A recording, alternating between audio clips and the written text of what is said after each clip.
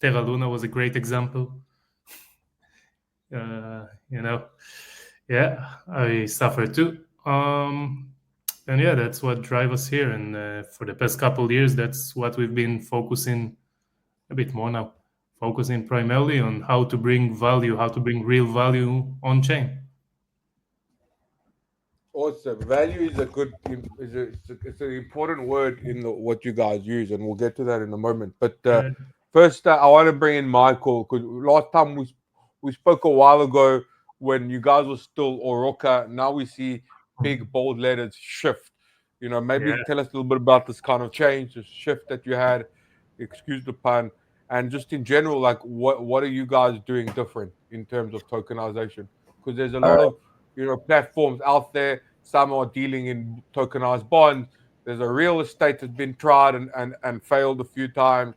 So there's a lot of options out there. So what Shift doing different? All right. So let's touch these subjects separately. First of all, we rebranded to Shift, and we think it's a very appropriate name, not only because it's catchy and short and nice, but because it really represents what we're doing. It actually touches the narrative. And the second reason is actually because Oroka was originally a connection between the words aura and rock, which represent gold and rock. And it was born when we were doing something a bit different, more of a stable coin, which we started in the beginning. And I think that people couldn't say it, and I couldn't say it. People asked me how to say the company name, and I said, well, it's Oroka, Auroka, or we weren't sure. And you know who else was? You couldn't say it. Yeah, that was my breaking point when I was asked, so is it Oroka or Auroka? And I was like, neither. We're just gonna scratch that. We're not doing that anymore. And we just couldn't, because people called us Aurora and Arauca, and Google just doesn't get it. It's like Aurora or a football team in Portugal. Anyhow, it didn't catch on, neither with us, neither with our community, and neither with our partners who just couldn't say it. So we really broke our brains on representing this idea in a better way and wrapping it in a better name, which is what we literally did. And I think Shift it was the best option, and I want to give credit to Alon, our VP R&D, who actually invented the name out of a brainstorm that a few people did, and we were breaking our heads on this for a long time. Came up with thousands of names. Anyhow, this was like Shift, and it just made sense. Like, so we chose it, and we're going with it. Bar is leading all that rebranding stuff. He's the master of visuals and getting things looking super neat. So thank you, Bar. Let's talk a bit about what we do and how we do it differently. So Shift is here to break down the wall between TradFi and DeFi, and we do it in a way that other companies have not done it before. Maybe better. That's for the community to say. So why we think it's better is because the problem until today is that you were not able to bring these assets into the crypto world in a proper representation. So they were neither permissionless and neither a crypto. They were security tokens or synthetics or other types of closed gardens. So we have, let's take, for example, a few of the recent announcements. Some of the central exchanges are getting broker-dealer licenses and going to sell these on their exchange. Why is this different from us? Because you can't transfer that outside of that central exchange. You're not going to send that to your vault in Morpho or to your liquidity pool in Uniswap or to your wallet. It's just there. It stays there. You can't move it around. You can't sell it to Bar or Mati or anybody in that sense. It's not a crypto. I can just open Robinhood or eToro for that matter. And I'm not saying bad things about eToro. eToro is amazing, but it's a different product. It's just a different product. eToro is like a plethora of like any financial tool that you want right there, and it's amazing. And then what we want to do is bring that to DeFi, to actual decentralized exchanges, and see them having this plethora of assets and tools for every person in the world to touch. So we looked at previous attempts. We looked at many security token companies, and I'd even say a lot of dexes that work with synthetics that exist too. And we found a better way to do it. So we literally are taking $1 on this end, taking it to our bank, to our broker, buying an asset. That asset is obviously chosen by the customer. So it initially will start with S&P 500, but then we will launch many other assets. So looking at the pop of trading, it's Magnificent 7, it's QQQ, it's many other tools that are absent in crypto. And we're looking at democratizing the access to them. So it starts with this dollar, it goes to the bank, it goes to the broker, it buys the asset. It then is saved in a segregated account. And then we have a smart contract. And the smart contract is checking proof of reserve, and it's looking within this bank account and it's checking if this has backing assets that are sufficient. If it does, you can create a token on the other side, which represents the asset within the bank 100%. So you can either hold it, look at it, do whatever you want with it. We'll talk about what you can do with it. But I want to talk about the ability to cash out or the ability to redeem it. So you can just come and sell it on market price. We will cash out at market price at any given moment, 24/6. Talk about that. And now you literally have this asset on this hand, all right? So you have a token. Let's say it's an ERC20, just for example. And it has 100% backing right over here by, let's say, a Tesla stock, all right? Just for sake of example. So we have a Tesla coin and we have a Tesla stock. And now you take this Tesla coin and you can do A, a vault with a lending. B, you can stake it. C, you can trade it on a DEX.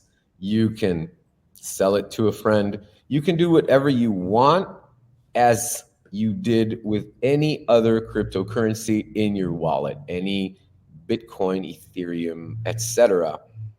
It is no longer a security. We do not create security tokens. We represent the assets 100%, but they are not securities. And this is the specialty. And this is the difference, because all the other attempts to do this were very different and brought a security token in the end result. And the security token was the problem. And we're doing it very differently. And so you end up with a native cryptocurrency, which you can move around from DEXs to dApps to wallets and even CEXs. And we're talking with multiple CEXs because what we have is two types of CEXs. One type, which is going to get a broker-dealer license in 50 states and 200 countries, and he's going to spend billions and years on this project. And good for them. They're going to have a great platform with licenses all around, and it's going to be great.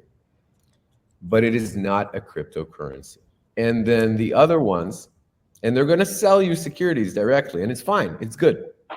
It's okay. If you trust them, it's okay. Okay? That's fine. I'm not saying anything bad about that.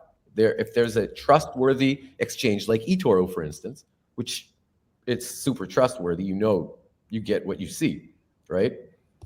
It's fine, but that's not what we do. So on the other hand, we have CEXs, which actually get it, and they don't have, I don't know, maybe the will to go and do this broker-dealer, venture. I'd call it adventure. And then when I talk to them and say, hey guys, so we can actually, put this asset and list it. It's not a utility token.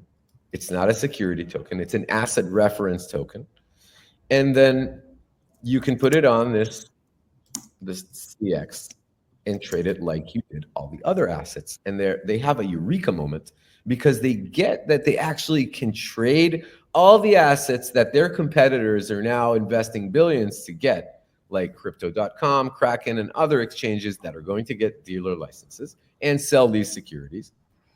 And they're saying, hey, wait, we can get forward in the game using Shift? Absolutely. So this is something that, we didn't see as our major strategy because we really want, to be on DeFi as the front and foremost. But centralized exchanges that are willing to list this and willing to allow their users to trade it and actually endorse it, that's amazing. I think it's amazing. So that's kind of the gist of it. We'll have a lot of announcements coming soon beyond the rebranding, which is cute, but that's not an announcement. The actual announcements of partnerships, about the blockchains that we're launching on, about when the testnet is coming, when the mainnet is coming, and we're having another community event, I'll say airdrop at some point. So all of these announcements are really coming in the next few weeks, and that's very exciting for us because we've been building this. I wouldn't say, obviously for years, but all of these things that have been ramped up for the past few months that we can't even talk about them, not even now. We're very eager to tell everybody about them, and there's a lot of bureaucracy, but here we are. I guess this is about it from my point of view. Bar, did I miss something? Thank you. No, I think that was great. I do have a few follow-up questions, but I want to hear, Matti, what you have to think about this sort of approach to tokenizing real-world assets. Yeah, it makes a lot of sense to me. Enjoyed your presentation at the Bit Angels. It was a lot more engaging, I would say. It was like you're out there and good add 3 minutes with the visual aid and everything. Yeah. Visual aids, we love it. Next time we do this, you guys have to bring visual aids. We love visual aids. You gotta put your pitch deck up. Yeah. But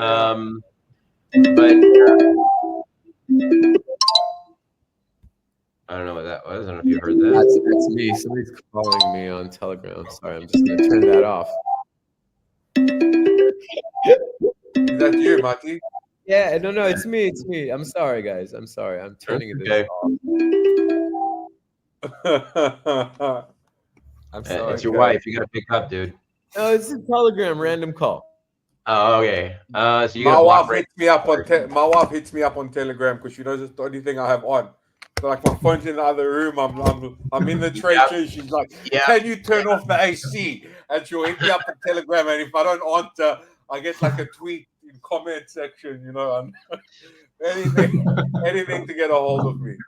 But I got a question for you guys that I actually haven't brought up yet. But I thought about that on the way home with my brother from the car because I was trying to explain to him what Shift is, how you guys do it differently, because it's very important here to understand that, and this is kind of what people make a one-to-one relationship between security tokens and tokenized real-world assets. It's very important for people to understand this distinction between what a security is and the laws that it has to fall under, and then what a cryptocurrency, what an asset reference token, which we will get into soon, and that's what the regulation that you guys fall under.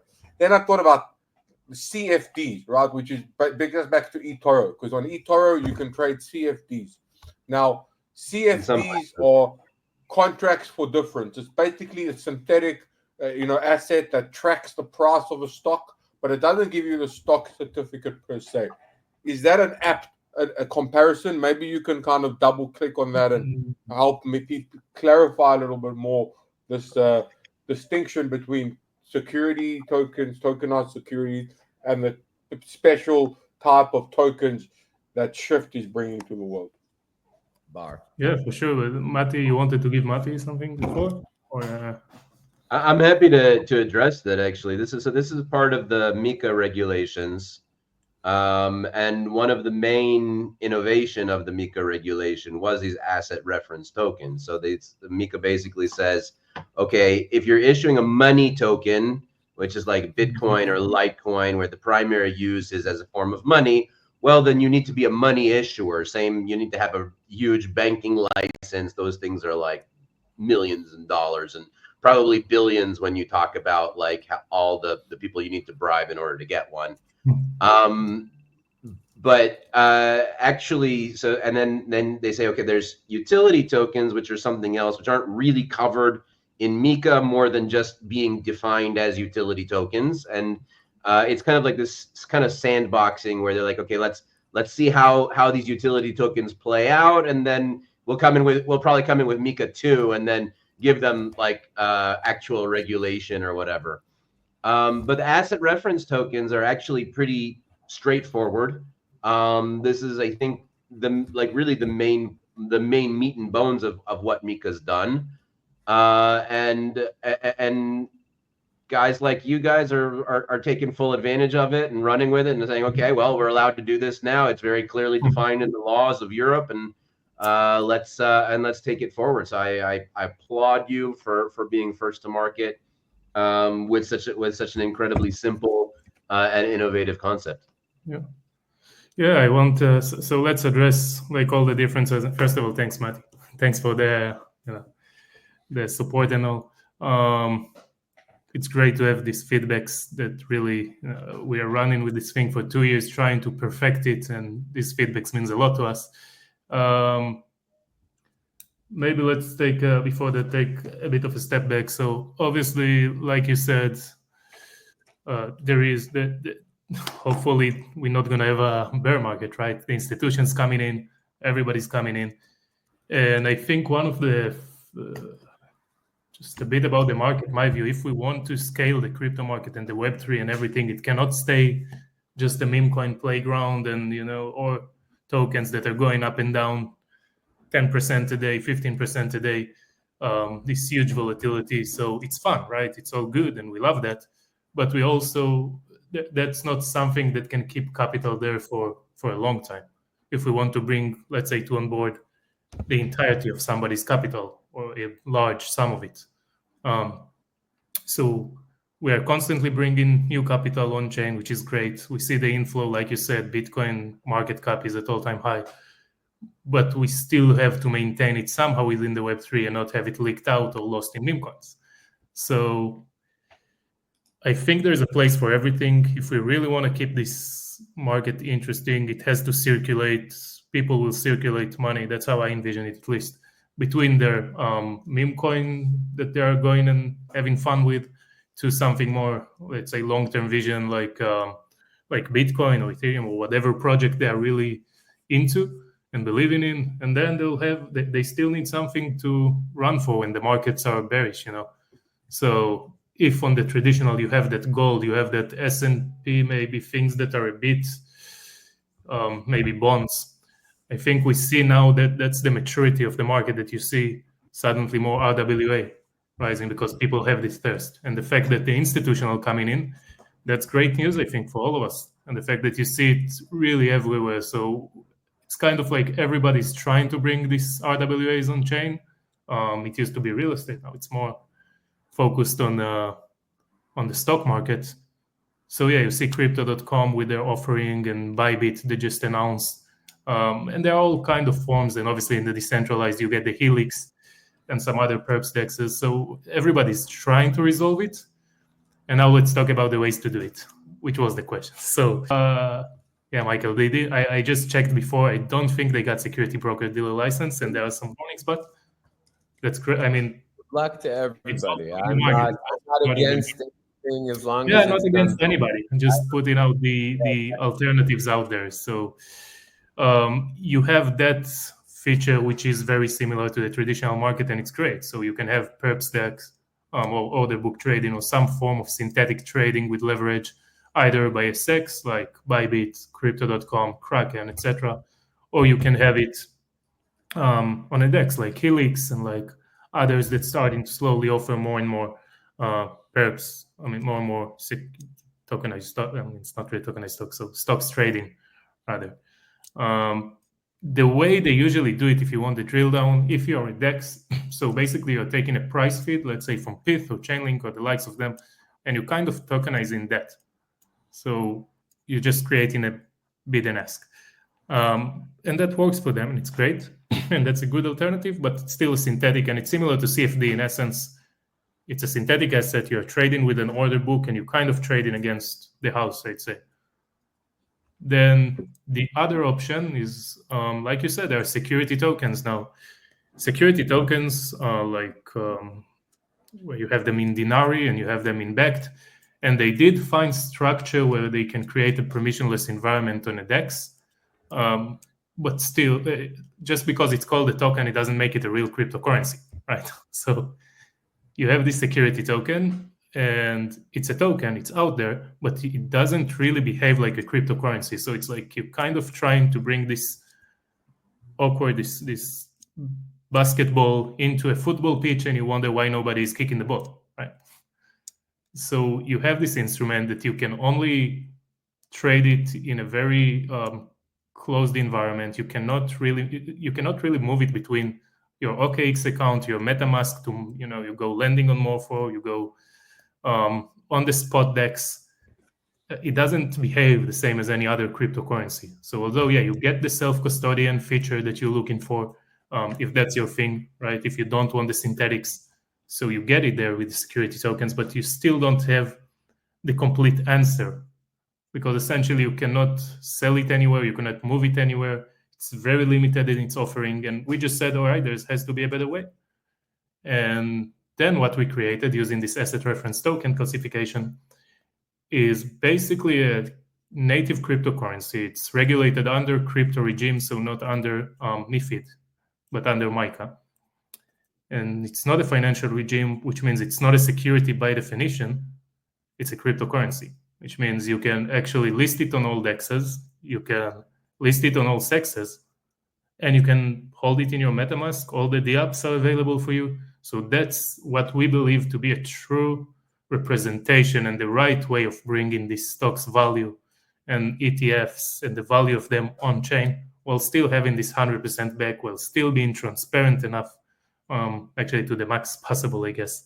We are working with PORs, so proof of reserves. We like the whole thing was structured from, again, bringing back to our story, it's structured from a personal pain, I'd say, after losing some money on the Terra Luna collapse. So we really wanted to create something for the world that is also coming from personal pain. So we want it transparent as possible, trusted as possible. This is why you see our faces and names out there. And that's what hopefully makes us unique.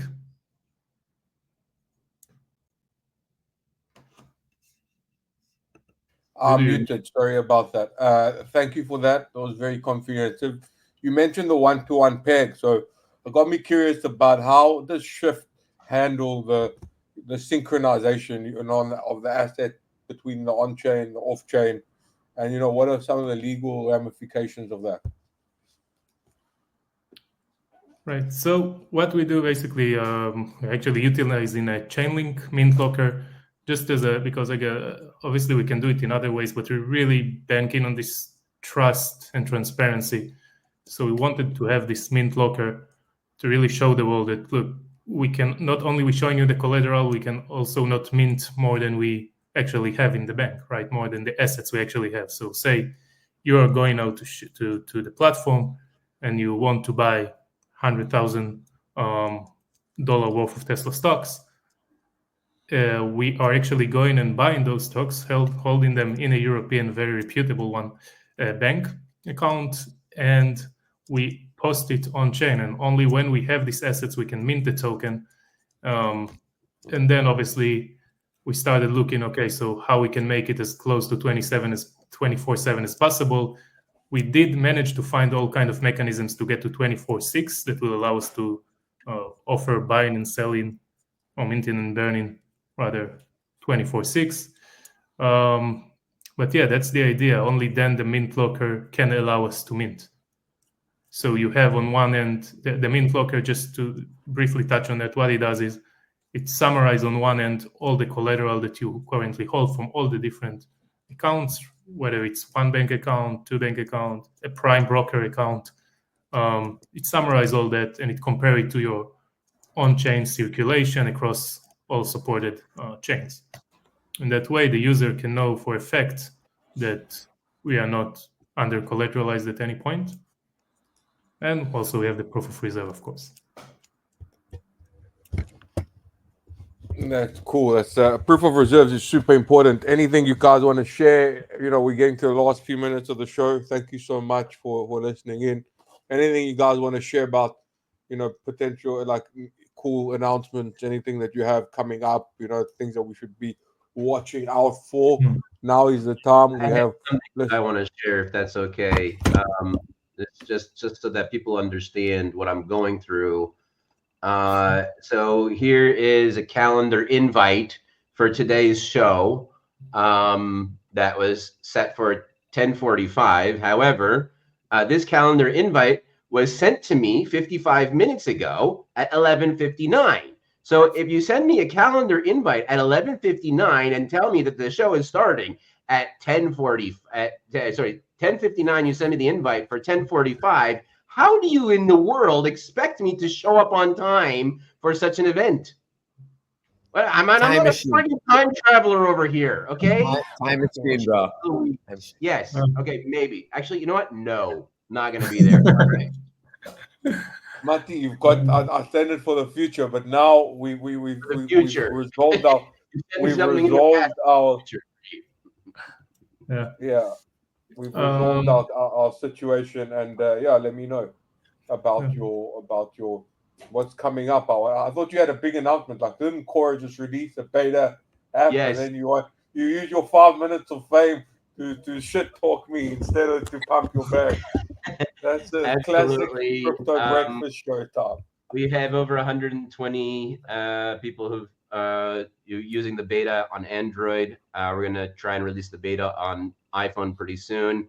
Our servers are packed, so we've limited the beta at the moment. The dev has shut off access for new entrants. So we're getting some great feedback and looking to push forward. If you want to be among the first to try it, go to Cora.finance and put your email there. Sign up for early access. We'd love to have you with us. And upgrade our servers, obviously, so that we can handle some more traffic. But as far as our guests are concerned, I absolutely look forward to showcasing your assets within the Cora Finance app, because this is what it's all about. It's not just about buying Bitcoin and Ethereum, right? The app is designed for everybody who wants to invest online, and doing that on chain and bringing those assets on chain gives us an easy way to integrate them into Cora and give them to all of our users, with all of the benefits of having self-custodial on-chain assets. Should be pretty simple. Yeah, that's amazing. Beautiful. We definitely subscribe to that, and that's something we're actually working on. So how do you onboard new capital to Web3, right? Because we have to keep it going. We have to keep scaling for the benefits of all of us, I guess. The community, everybody benefits with there's more capital rather than a bear market. So yeah, that's definitely, I see this migration of traditional assets on chain helping to kind of as a hook almost to get to this non-Web3 native capital on chain. And then once they're there, it's easier. They see something familiar, because essentially what you want to do is you don't want to get them a UI that it's complex. You want a simple UI. You want just the underlying infrastructure to be blockchain one, right? That's the best way. You give them something familiar, such as those assets, and then they easily go and explore the rest of the Web3 when they feel a bit more confident. I'm gonna have to stop you. I have a call in 1 minute, and I'm so sorry. I can't be late. Bar, you guys. Also, the invite also only says until 12. So at 12:01. Yeah, you should. Monty's gonna say that it's punctual. I'm right that I'm dropping off, right? There you go. Thank you guys for joining Live and in. die by the calendar. Hey, much love. Thank you so Thank much, you. Voodoo. Thank you so much, Matthew. Love For you. future reference, when you schedule a live stream, know that it tends to go over by 5 or 10 minutes. That's just a general rule in live streaming. I need to schedule the calendar invite from 10:45 to 12:15. Everyone's life is better. Yeah, Thank you guys for block. joining. I'm sorry. Thank you Except guys. for my 10 a.m., which now has an overlap of 15 minutes, which I have to account for, but fine.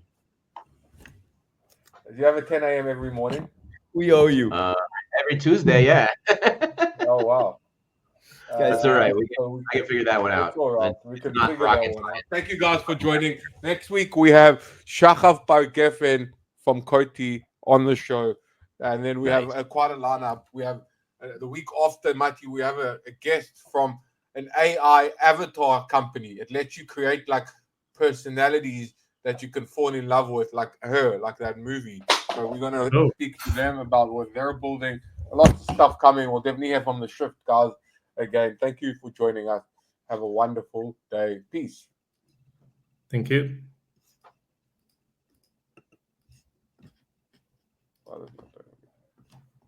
You gotta push the button. We're still live. It says we're live. All right.